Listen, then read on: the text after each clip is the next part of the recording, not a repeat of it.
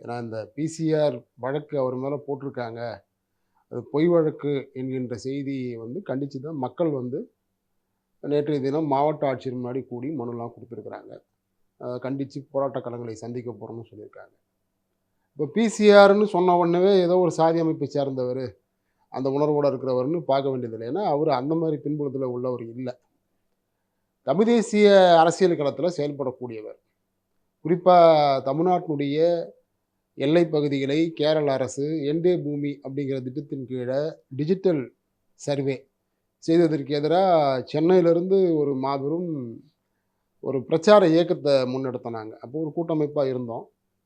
அந்த கூட்டமைப்பின் சார்பா மதுரையிலிருந்து தென்காசி வரையில அந்த பிரச்சாரத்தை கொண்டு போனதுலயும், தென்காசியில தங்கி இந்த மாநாட்டுக்காக வேலை செய்ததிலயும் கம்பூர் செல்வராஜுடைய பங்கு பெரும் பங்கு. அடுத்தபடியா வந்து பார்த்தீங்கன்னா, நீங்க வந்து தெரிஞ்சிருக்கும் உங்களுக்கு டங்ஸ்டன் திட்டம். டங்ஸ்டன் கனிம திட்டம் வந்து அதை எதிர்த்து டங்ஸ்டன் திட்டத்திற்கு எதிரான கூட்டமைப்பு அப்படின்னு தொடங்குனதுல முக்கியமான பங்கு வந்து தோழர் கம்பூர் செல்வராஜுக்கு உண்டு.